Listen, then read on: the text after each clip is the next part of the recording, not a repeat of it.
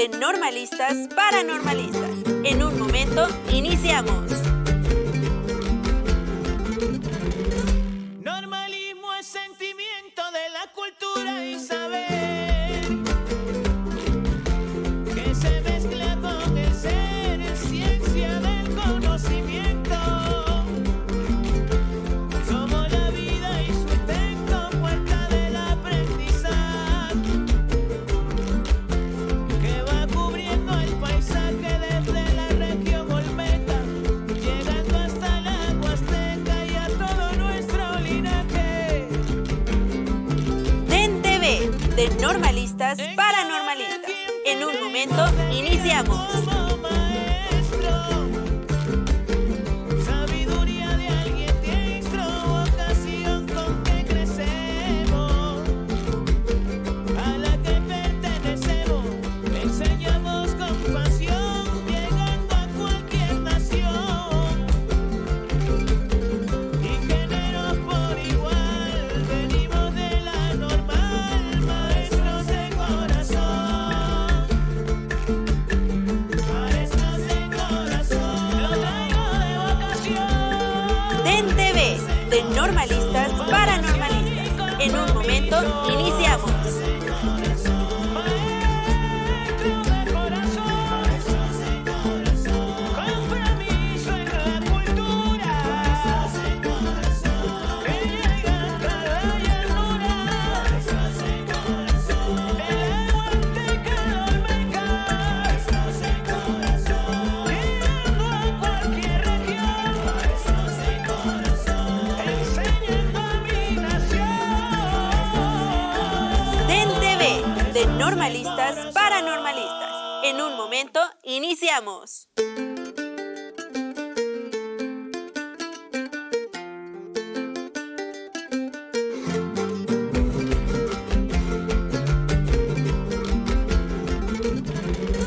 Normalismo es sentimiento de la cultura y saber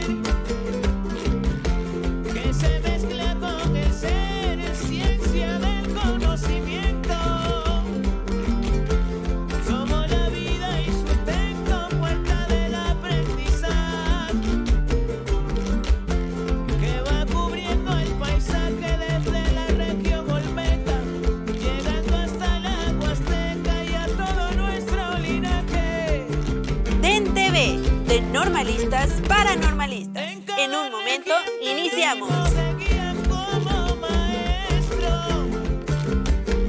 sabiduría de alguien diestro, vocación con que crecemos, a la que pertenecemos, enseñamos con pasión, llegando a cualquier nación, y géneros por igual, venimos de la normal, maestros de corazón. DEN TV, de Normalistas para Normalistas. En un momento, iniciamos. Vocación y compromiso. Maestro de corazón, compromiso en la cultura, que llega hasta la llanura, de la Huasteca al Olmeca, llegando a cualquier región. DEN TV, de Normalistas para Normalistas. En un momento, iniciamos. Maestros de corazón.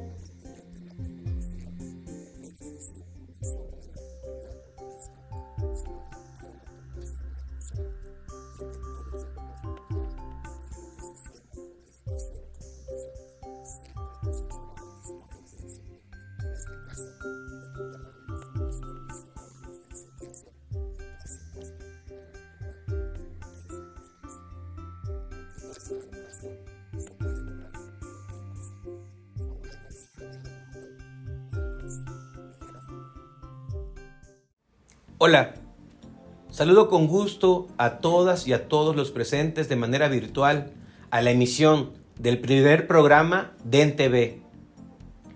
Para la actual transformación educativa es pilar el desarrollo integral de las y los estudiantes a través de herramientas que consideren la diversidad de saberes y respondan a las condiciones personales, sociales y culturales del estudiantado. En ese sentido, se vuelve una necesidad la apertura de espacios para que el estudiantado normalista pueda expresar temas relevantes y actuales que contribuyan a su formación.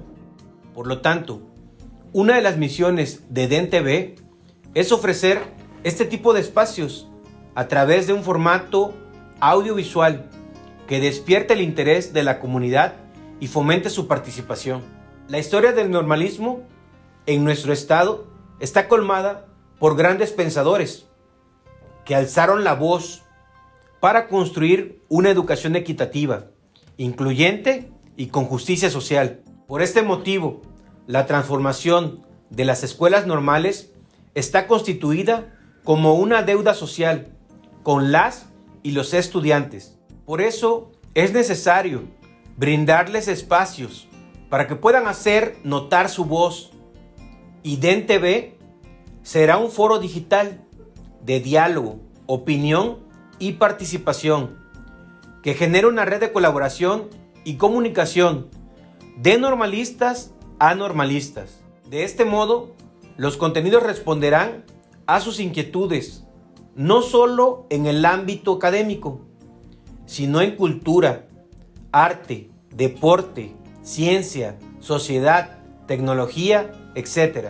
Por lo anterior, me siento muy orgulloso de este proyecto y los invito a que compartan con nosotros este espacio, porque este programa es por y para normalistas. Sin más por el momento, les doy la bienvenida a su espacio.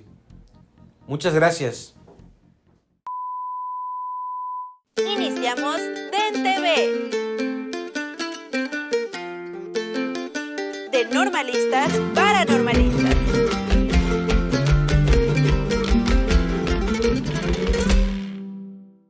Hola, yo soy Valeria y a nombre de la Dirección de Educación Normal les damos a todas y a todos la más cordial bienvenida a DEN-TV, de normalistas para normalistas.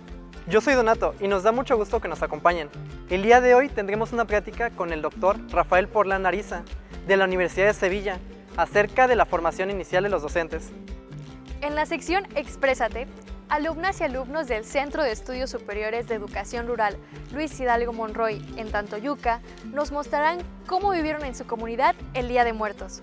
También en nuestra sección Arte y Cultura presentaremos una videoreseña del director de cine mexicano Felipe Casals, a cargo de la normalista Mitch Fernández del Instituto Villa del Espíritu Santo. Tenemos muchas sorpresas. Quédate con nosotros y participa durante la transmisión en vivo a través de nuestro chat. DEN-TV, de normalistas para normalistas. Entrevista normalista. Saludos a todas y a todos los normalistas de Veracruz. El día de hoy tenemos con nosotros al doctor Rafael Porlán Ariza, catedrático de la Universidad de Sevilla. Él es licenciado en Ciencias Biológicas y doctor en Ciencias de la Educación. Durante su trayectoria, ha publicado numerosos libros, tales como Ecología y Escuela, Constructivismo y Enseñanza de las Ciencias, El Diario del Profesor, El Conocimiento de los Profesores, entre otros. Doctor, nos da mucho gusto tenerlo con nosotros en DEN-TV. Bienvenido. Muchísimas gracias. Gracias a vosotros por invitarme. Doctor Porlán, ¿a qué retos se enfrentan actualmente los docentes en formación ante los cambios que se dieron por la pandemia de COVID-19? Bueno, hay un fenómeno mundial ahora mismo con la pandemia. Parece que todo el mundo está tomando conciencia de que algo muy importante que cambiar en educación, pero la verdad que los cambios eran necesarios ya antes de la pandemia. O sea, la pandemia lo único que ha hecho es agravar o ayudar a que más personas tomen conciencia de que un tipo de enseñanza que es la mayoritaria no funciona. Pero no es responsabilidad de la pandemia, es algo anterior. El reto fundamental de los futuros docentes, de los que estáis estudiando, supongo que tú también estás estudiando para ser maestra, ¿no? Sí, Es aprender a enseñar de otra manera diferente a la que vosotros habéis recibido. Tiene que haber una ruptura radical con, vamos a llamarlo así, con el paradigma de la enseñanza por transmisión directa de información del docente o del libro de texto al alumno. Esa forma de enseñar provoca un aprendizaje muy superficial, un aprendizaje memorístico en el sentido negativo de la palabra, repetitivo, mecánico, simple, poco duradero. Hay que ir a otro modelo de enseñanza que ponga en el centro al alumno y su aprendizaje. Tenemos que enseñar de forma coherente a cómo aprenden en profundidad los alumnos y las personas, y no al revés. Y las personas no aprendemos por repetición, por memorización mecánica, aprendemos cuando hacemos nuestros los problemas, cuando nos esforzamos, cuando construimos ideas por nosotros mismos, con la ayuda de otras personas, etc. Entonces, la enseñanza tiene que cambiar. Y lo que ha hecho la pandemia es ponerlo más en evidencia. definitivamente toda la razón, doctor. A propósito, ¿qué modelo de formación se requiere para que los futuros maestros aprendan a enfrentar de manera didáctica los problemas, los retos y las situaciones inéditas que demanda su profesión ante una sociedad en constante cambio? Bueno, a ver, la docencia, la enseñanza, es una profesión eminentemente práctica, basada en la acción, en la intervención, en el aula, en los contextos escolares, en la escuela. Entonces, para cualquier profesión que sea práctica, para que el estudiante, el que aprende, el que está preparándose, aprenda efectivamente la profesión, tenemos que situar en el centro de la formación inicial la práctica, el contexto escolar. El normalista o el estudiante que entre el primer curso de magisterio debería de tener ya una escuela a la que fuera una vez a la semana, de forma, digamos, interna, de forma provisional, como una persona ayudante que aprende desde la práctica, porque tenemos que situar en el centro de la formación inicial la práctica docente, porque eso es lo que tenemos que aprender. Claro, para eso, para hacer una buena práctica docente, hace falta psicología, hace falta didáctica, hace falta conocimiento, pero al servicio de la práctica docente.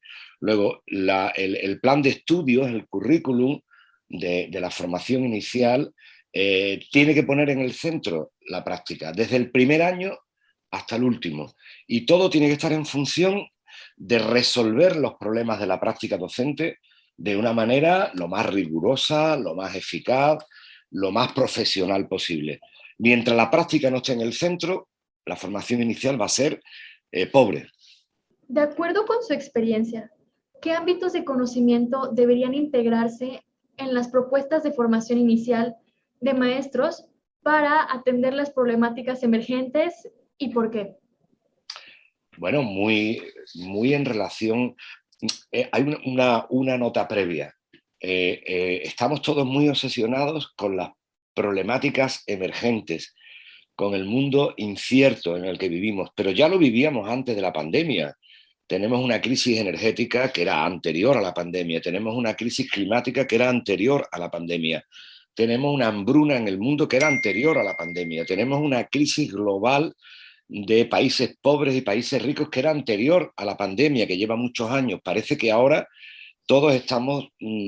pero muchos de los problemas graves de la humanidad eran anteriores a la pandemia. La pandemia ha sido uno más, ¿vale? Entonces yo creo que es importante que entendamos que nos enfrentamos a problemas graves, pero desde hace ya tiempo, desde hace bastante tiempo, a una crisis global del planeta, ¿no? Me preguntas, ¿cuáles tendrían que ser las áreas de conocimiento? Bueno, para mí el problema no es tanto cuáles, sino cómo se relacionan entre sí. En relación a lo que he dicho antes, para mí habría tres grandes ámbitos. El ámbito del conocimiento práctico sería el más importante, en el centro, lo que decía antes, hay que poner la práctica en el centro, hay que desarrollar en los alumnos futuros maestros, un conocimiento práctico docente complejo y potente, y eso no es la suma aditiva de historia, geografía, biología, psicología, pedagogía, didáctica. Eso no es eso. Eso son disciplinas. El conocimiento práctico es el que ponemos en marcha cuando intervenimos en el aula. Por mucha historia, filosofía, biología, pedagogía, didáctica y psicología que enseñemos de forma tradicional a los alumnos, el conocimiento práctico que el alumno tiene aquí es el que ha visto hacer a otros profesores con él mientras ha sido alumno. Y ese es el que va a reproducir cuando llegue a la escuela. Y ese es el que tenemos que educar y el que tenemos que cambiar. Por lo tanto, el primer área de conocimiento es el conocimiento práctico. Un conocimiento práctico que supere las rutinas aprendidas de forma inconsciente durante tantísimos años en el sistema educativo. Y ese tiene que ir acompañado, por supuesto, de un conocimiento vinculado a los contenidos, historia, biología, matemática, y un conocimiento vinculado a la ciencia de la educación. Pero no es una cuestión de una hora de historia, una hora de filosofía, una hora de pedagogía. El centro tiene que ser los problemas de la práctica. Diseñar, intervenir, evaluar la intervención, estar en un colegio, aprender a diseñar la enseñanza del ciclo del agua, la enseñanza de la historia de México, aprenderlo, y entonces necesitaré conocer cosas de la historia de México y cosas de la psicología del aprendizaje. Pero para poder diseñar, aplicar y evaluar la intervención curricular en la práctica. Esos son los tres grandes áreas, pero tienen que estar en interacción de una manera no sumativa, no una cosa puesta al lado de la otra. Tienen que interaccionar. Y interaccionar para diseñar, para mí sería el eje fundamental. Muchas horas de diseño de clases, intervención en las clases y evaluación de la intervención. Y ahí es donde aprendemos a ser docentes. Muchas gracias, doctor. Con sus palabras nos queda claro que como docentes en formación es indispensable prepararnos ante cualquier eventualidad. A nombre de las y los normalistas de Veracruz, le agradezco mucho por sus palabras en esta entrevista. Muy bien, muchísimas gracias, ¿eh? Y cualquier cosa ya me comunicáis. Amigas y amigos, les invitamos a continuar con nosotros en DEN-TV, de normalistas para normalistas. La próxima que sea presencial, por favor. Claro que sí, esperemos y ya esto... Quiero volver a México. ¿Le gusta mucho nuestro país? Mucho. Es mi segundo país. DEN-TV.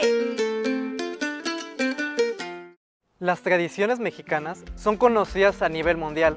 Entre ellas no puede faltar la celebración del Día de Muertos, que se lleva a cabo en los primeros días del mes de noviembre. Esta tradición prehispánica se vive de diferentes maneras de acuerdo con las zonas y regiones del país. Las alumnas y alumnos del Centro de Estudios Superiores de Educación Rural Luis Hidalgo Monroy nos mostrará cómo vivieron en su comunidad el Día de Muertos. ¡Exprésate! Hola, mucho gusto, yo soy Saji. Y yo soy Jos. Y estamos aquí desde Tantoyuca, Veracruz, en el Cerro de la Cruz, grabándoles este pequeño video, el cual es muy importante para nosotros y para ustedes porque conocerán de nuestra cultura, de nuestras tradiciones. ¿Y sobre qué hablaremos hoy, Jos? Sobre el Día de Muertos, más bien conocido como Xantolo. Una tradición muy conmemorativa de nuestra región huasteca, el cual espero y sea de su agrado. Así que estaremos mostrando diferentes clips que nosotras hemos venido grabando desde que empezó esta festividad hasta que culminó.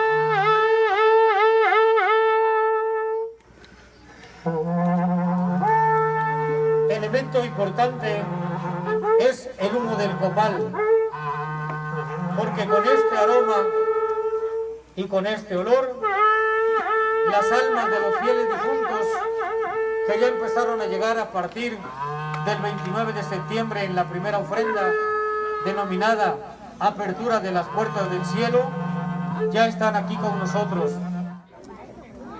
La luz es fundamental en el camino de las almas.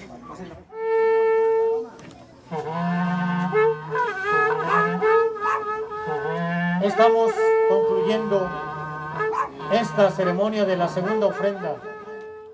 Por si ustedes no lo sabían, el 31 de octubre al mediodía se coloca un camino con pétalos de flores que lleva hasta el arco, en donde hay comida para niños que ofrendan, y con el copal, que es un incienso que purifica los alimentos colocados como el agua, el chocolate, pan de muerto, caldo de pollo, arroz, dulces, algunos juguetes. El arco se elabora con hojas frescas de limonaria o palmilla y flores de cempasúchil.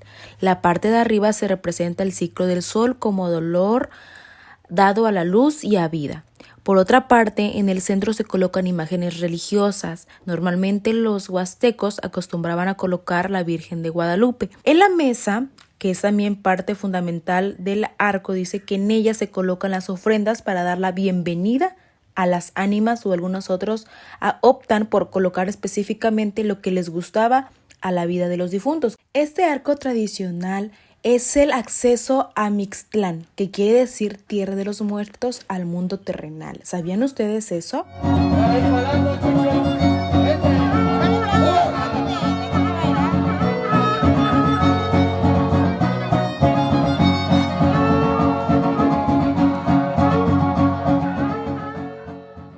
En México existe una gran diversidad de flores, algunas de gran tamaño, otras pequeñas. Algunas con fuertes fragancias y otras con fragancias casi imperceptibles, otras con fuertes colores y otras con tonalidades muy claras. Pero para las festividades de Chantolo se ocupa una en especial, es el cempasúchil. Su nombre proviene del náhuatl y significa flor de muchos o 20 pétalos, pero popularmente es conocida como la flor de la muerte.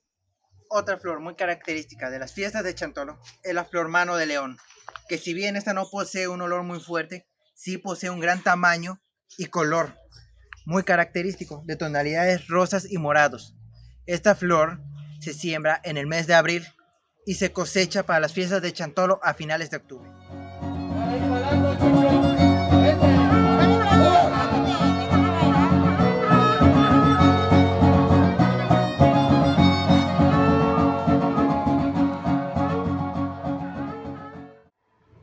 Hola, ¿qué tal? Mi nombre es Emilio Sumaya. Soy estudiante de la escuela César Luis Hidalgo Monroy, ubicada en la localidad de Nantayuca, Veracruz. El presente video que les voy a mostrar a continuación es sobre el artesano Jesús Alejandres, quien se encarga de realizar las máscaras tradicionales para Chantolo, ubicadas en la Huasteca Alta de la ciudad de Nantayuca, Veracruz. Esta es la forma en que se hacen las máscaras tradicionales, artesanalmente. Todo es trabajado a mano. Empezamos con una idea. Por ejemplo, ahorita vamos a tratar de hacer una calavera, que son una de las más pedidas en esta fiesta. La calavera, el diablo, la mujer embarazada y la muerte el vaquero, perdón, son las más pedidas. Yo trato ahorita de seguir haciendo más cilíndrico el trozo de madera que estamos trabajando, para que no batallemos a la hora de hacer la máscara simétrica, no estemos batallando. Y trato de irle dando forma más o menos. Ya le quitamos toda la corteza, que no es la que se pudre, esa se la quitamos para poder iniciar el proceso. Yo pongo una regla para dividir el tronco. Ya tenemos la mitad y tenemos que tener la noción de que la máscara va a tener ojos, la punta de la nariz, la boca y hasta acá abajo el mentón o la quijada.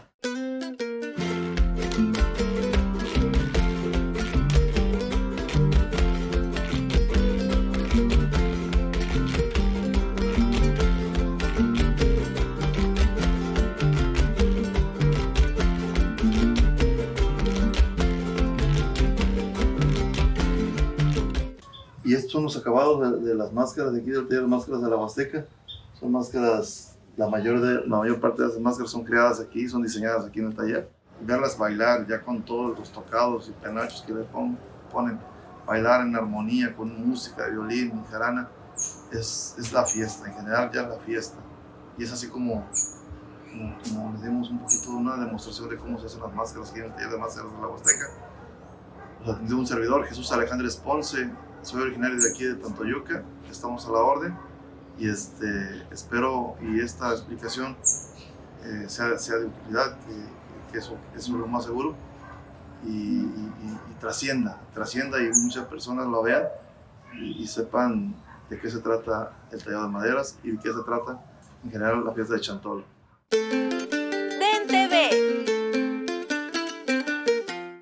Nuestro país ha destacado en el ámbito internacional en cuanto a talento en el arte de la cinematografía. En la sección de Arte y Cultura recordaremos el legado del cineasta Felipe Casals. Para ello, Mitch Fernández del Instituto Villa del Espíritu Santo nos envió una videoreseña que veremos a continuación. Arte y Cultura. Hola, normalistas de Veracruz, sean bienvenidos y bienvenidas a la sección de Arte y Cultura, donde nos divertiremos muchísimo, pero sobre todo aprenderemos de temas relacionados con las bellas artes y la diversidad cultural de nuestro estado y país.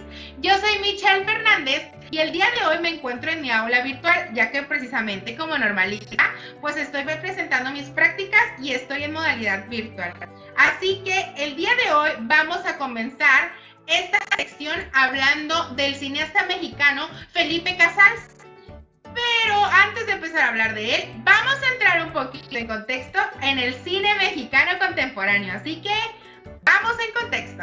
Felipe Casals nació el 28 de julio de 1937 en Guetari, Francia, pero fue registrado en Zapopan, Jalisco. Lamentablemente murió el 16 de octubre de 2021, a sus 84 años de edad. Esto representó una gran pérdida para la cinematografía nacional e internacional. Durante su juventud estudió cine en París y cuando regresó a México trabajó en el programa de televisión La Hora de las Bellas Artes, donde produjo algunos de sus primeros cortometrajes. Dentro de las películas más famosas de Casals se encuentra Canoa, denuncia de un hecho vergonzoso, de 1966, cita que le valió el premio especial del jurado Oso de Plata en el Festival Internacional de Cine de Berlín. En Canoa, Felipe Casals recreó un acontecimiento histórico, el linchamiento de unos trabajadores de la Benemérita Universidad Autónoma de Puebla, en un poblado de nombre Canoa,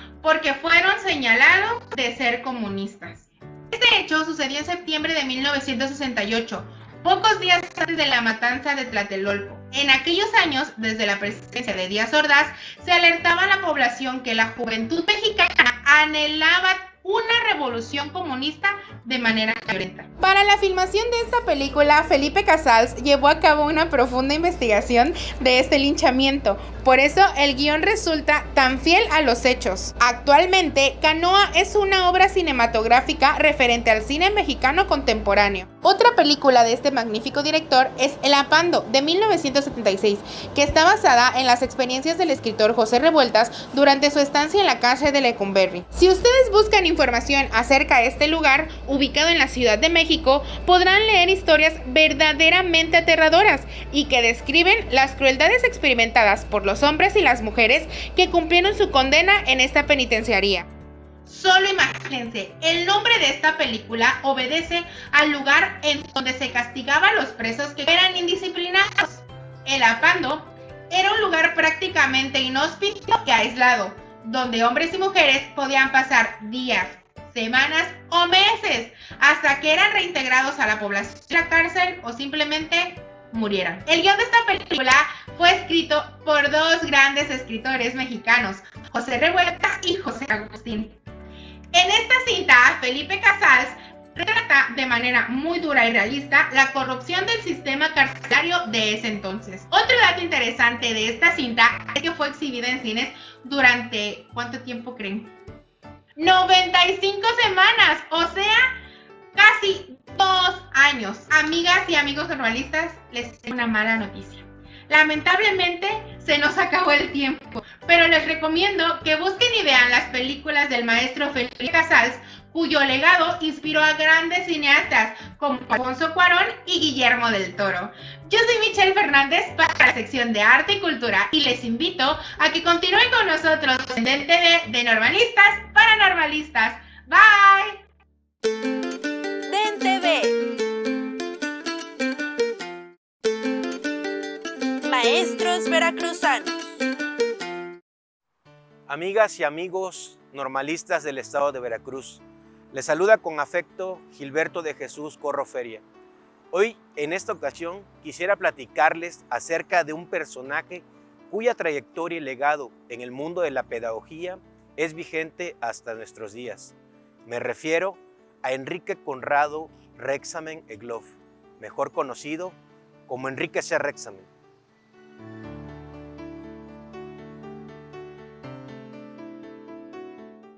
De origen suizo, Enrique C. Rexamen llegó a Veracruz el 18 de mayo de 1883. 2 años después de su llegada, tuvo a su cargo el establecimiento de escuelas primarias conocidas como cantonales. En 1887, con la gestión del general Enríquez, fundó la Escuela Normal Veracruzana en Jalapa, que actualmente lleva su nombre. El método de enseñanza Rexamen consistía en un modelo de innovación para la educación moderna de finales del siglo XIX, pues fue precursor de la tematización de la didáctica y su tratamiento curricular para capacitar en la práctica docente, así como la integración del proceso de enseñanza de la lectura y escritura simultáneamente, que no existía en el sistema educativo mexicano. Su idea sobre el proceso de aprendizaje era promoverlo como una actividad placentera que gradualmente se convirtiera en trabajo. Este objetivo se conquistaría a través del juego, la recreación, la ciencia de la observación y la experimentación cotidiana. De esta manera, el fundador de la Escuela Normal Veracruzana dio gran importancia a la historia y a la instrucción cívica, porque para él educar significaba un compromiso social que formaría a la ciudadanía del porvenir. Su nombre queda plasmado no solo en la primera escuela normal de México, sino en todas las enseñanzas que han perdurado en las actuales generaciones de los futuros docentes. Hasta aquí la vida y obra de este ilustre personaje. Soy Gilberto de Jesús Corro y me despido de ustedes con la siguiente frase de Enrique C. Rexamen. Un pueblo con educación es un pueblo libre. Nos vemos pronto. DenTV. Hemos llegado al final de esta emisión de DenTV. Queremos agradecer a nombre de la Dirección de Educación Normal a todos y todas los normalistas de Veracruz que participaron con nosotros. De igual manera, agradecemos al Museo Caná por las facilidades prestadas para la grabación de este programa. Si deseas participar en las distintas secciones de DenTV, escríbenos a la fanpage de Dirección de Educación Normal o al correo que aparece en pantalla. Recuerda que DenTV es un espacio de expresión de normalistas para normalistas. No olvides compartir este video en tus redes sociales. Pasa la voz y participa con nosotros. Nos vemos en otro DenTV. Hasta pronto. Normalismo es sentimiento de la cultura y saber que se mezcla con el ser, ciencia del conocimiento.